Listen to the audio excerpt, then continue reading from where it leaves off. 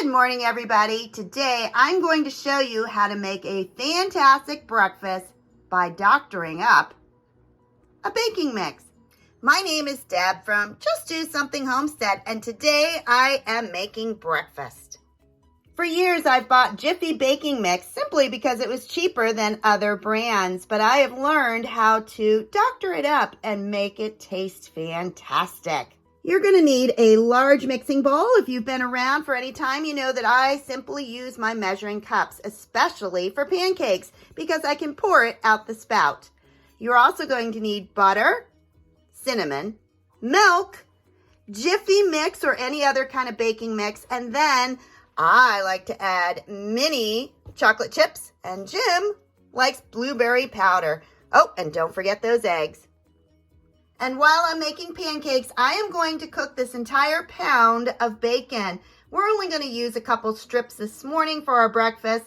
The rest of it I will freeze in Ziplocs to make dog treats for Betsy. I use a double burner griddle when I make pancakes, and you will see that my burners don't line up. They are to the side. To do that, I'm just going to turn sideways just like that and make sure it is on the burner. And that way I can cook several pancakes at one time. And the bacon I'm going to put in my cast iron pan. I don't use any measuring cups for this recipe. I just dump in some baking mix to about the amount I think we're going to use. I try to over make them. So if I need 4 pancakes and I make 8, it is fine because I will freeze the others already made. The first ingredient is my Jiffy mix, and I am just going to dump some of that into my large container. I've already used some, so my container is open. And actually, I'm going to use the rest that's in the box. There wasn't that much in there. So I'd say about 1/3 of the box, maybe a half a box. Next, I'm going to add 2 eggs. And as far as measurements, that's about all for the measurements. There's not a whole lot. But 2 eggs seems to make them nice and fluffy. All right, 2 eggs. Next, I'm going to microwave 2 tablespoons of butter for about 30 seconds. I melted the butter, and there's still a couple little chunks in there, so I'm just going to stir it with my knife, and that will get the rest of that butter melted. At this point, I set it aside because I don't want to pour really, really hot melted butter into my batter mix. Next, I sprinkle on some cinnamon.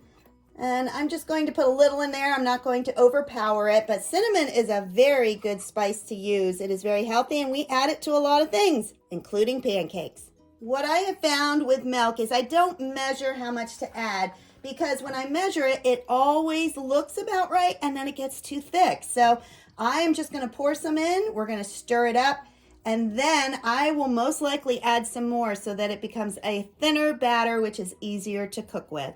I'm going to stir that in. I can already tell it's going to be too thick. So mix in your eggs. And now that the butter has cooled off a little bit, I'm going to put in the melted butter.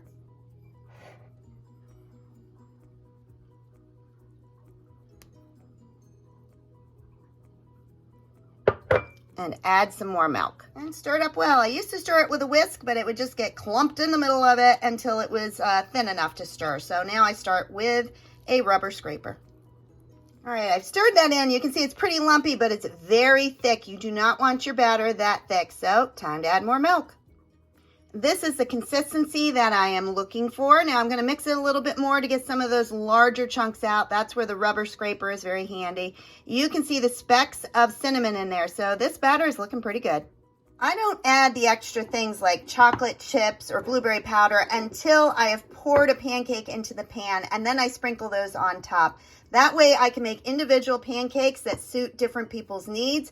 You can also add fresh blueberries, fresh fruit of any kind. Different flavors of chocolate chips, but these are the 2 things we're going to use this morning. I've been asked what kind of jar opener to use that I don't damage the lids because these have been vacuum sealed. This is the one that I use. I believe I got it from Amazon, but it just goes on the seal. It doesn't put a huge dent or a hole in your lid. And this is what my blueberry powder looks like. It is simply dried blueberries that I have powdered, and it is 100% fruit. am going to preheat both of these pans. The cast iron I'm going to put on high, and my double burner griddle I am going to put on medium. I like to cut my bacon right down the middle. That way it's a little bit easier to use. My pan is still warming up a little bit. There we go. Because my batter already has melted butter, I don't need to put any grease on my pan. It is also a non-stick surface. As you can see, my batter has significantly thickened. That's what I was talking about. So at this point, I'm going to add some milk.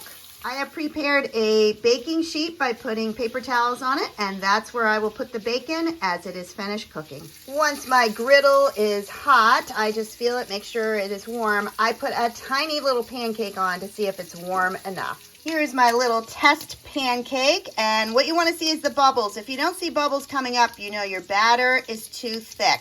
And I'm starting to see a little steam coming around, which tells me it's time to flip it. All right, it is perfectly brown, so I know I have the temperature correct. A lot of this is knowing how much heat your stove throws. So I know that mine needs to be halfway, right on medium. The griddle is ready, so I am now going to start pouring my pancakes. And I'm going to start with 2. And one thing I like to do is put a paper towel on the countertop so that if it drips, it's going to drip on there for easy cleanup. And this is when I add the dried blueberry powder.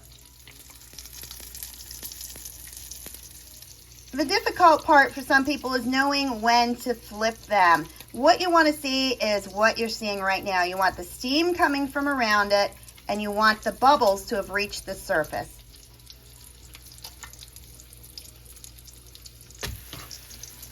Just like that.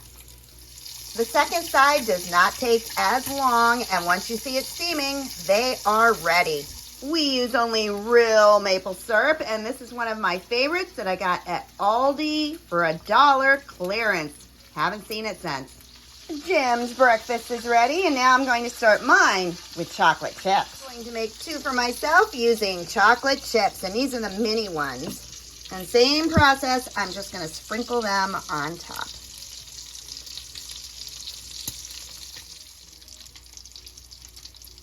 And here is my breakfast. These are chocolate chip pancakes with a side of bacon, and we need a real hearty breakfast. Jim is going to be doing fencing today, and I am going to be working in the garden. These are the leftover pancakes. I will cool them completely and stick them in the freezer for a very quick breakfast. Soak all the grease off my bacon by laying paper towels on top of a baking sheet, and that will help to get the grease out of it. And talking grease, I now have a cast iron pan that has bacon grease in it. I am going to save that using my special grease container.